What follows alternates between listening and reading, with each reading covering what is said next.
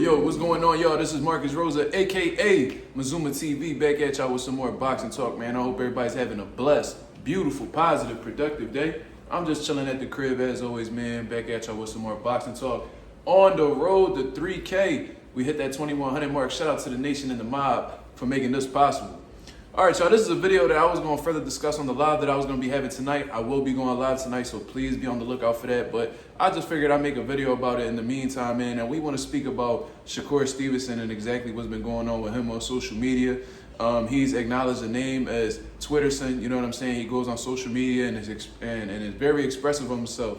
Displays all of his emotions, and he's not afraid of confrontation on social media at all. He gets to typing, and nobody is exempt from the smoke with Shakur Stevenson when it comes to these daily tweets. You know what I'm saying? And one of the people that he had came at recently is Shushu, Bruce Carrington, who's a contender on the come up right now in the 126-pound division. From what I understand, I thought they had a good, solid relationship. You know what I mean? I recall both of them coming up in the amateurs together.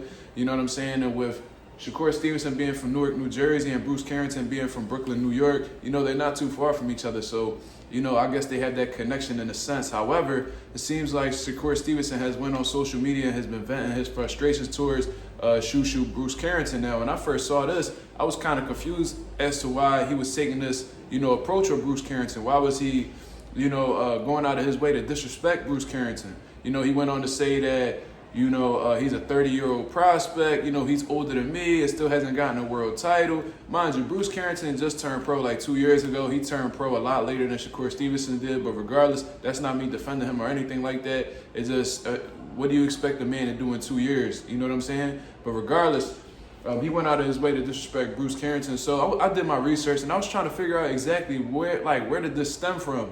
And I seen that Bruce Carrington did an interview with Sean Sattel. Shout out to him for, keeping us informed of what's going on in the boxing world.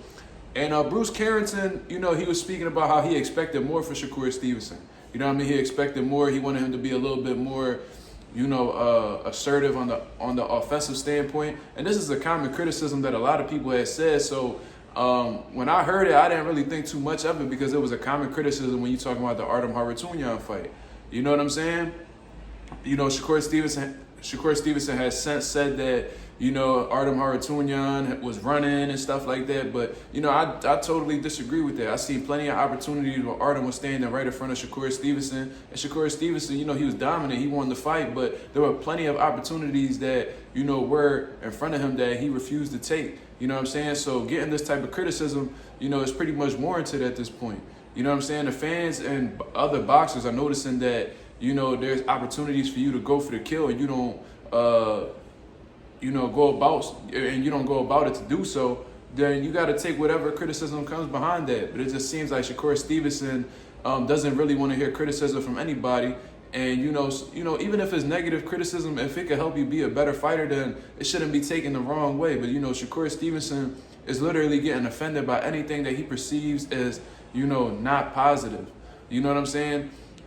Me personally, negative criticism could definitely sting. You know what I mean? Especially if you feel like you're doing things right or you feel like you're doing real well in that department. However, there's been several times as a fighter, as a coach, where I received negative criticism by people who were close to me or people who were actually decorated in that same avenue.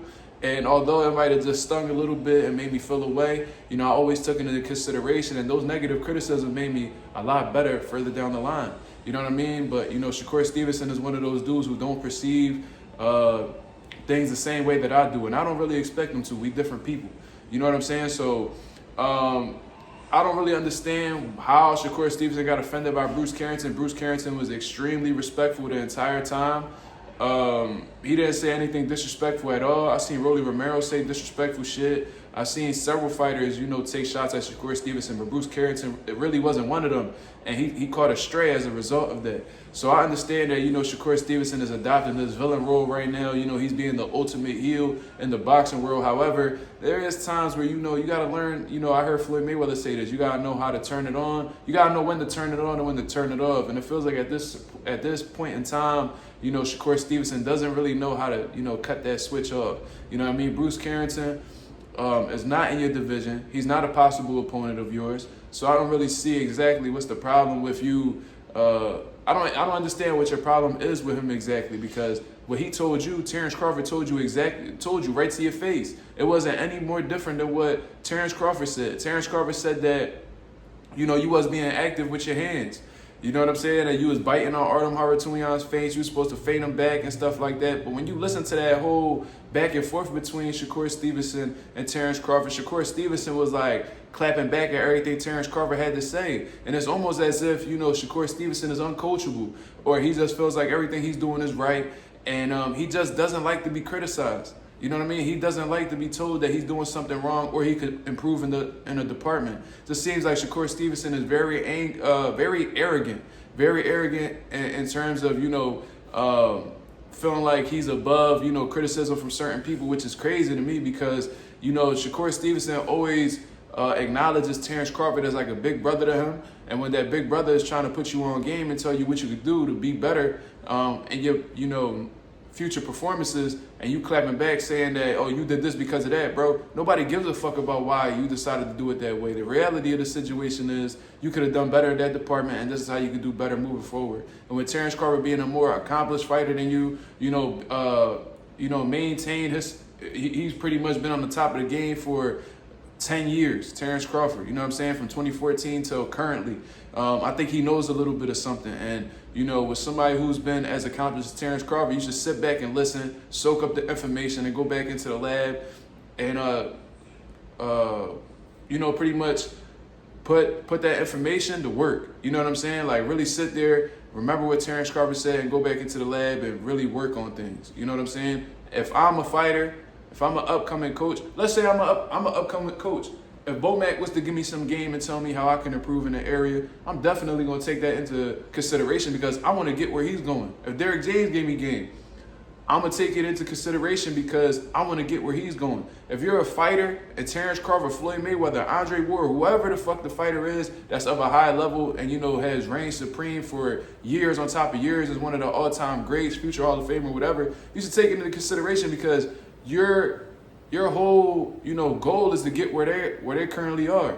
You see what I'm saying? So, you know, Shakur Stevenson, man, you know, like I said, I'm not mad at him for, you know, adopting the villain role and, you know, just being the ultimate heel in the boxing world and shit like that. But at the same time, it's like he's doing a little bit too much. And, it seems like Shakur is too arrogant to, you know, accept criticism. You know what I mean? He gets too much in his feelings. And he decides to attack people instead of really falling back and assessing things, and, you know, just understanding that some people aren't really hating on you, bro. They actually want to see you do better. And, some people are advising you on how to go about things better. Not everybody is your enemy, bro. You know what I'm saying? There's some people that be hating out here in these streets, you know what I mean, that really want to see a downfall. But there's genuine people that's out here that really want to see you do better and want to see great performances from you moving forward. And I think Bruce Carrington is one of those people. So I'm not running to his defense or anything like that. But just based off of the interview that I saw, man, I don't think that Bruce Carrington's interview really warranted all the disrespect that you handed out to him on social media. You know what I'm saying? I thought it was completely out of line. But that's what happens when you speak before you think. You know what I'm saying? That's just the type of person Shakur Stevenson is. It seems like he put his emotions before his logic.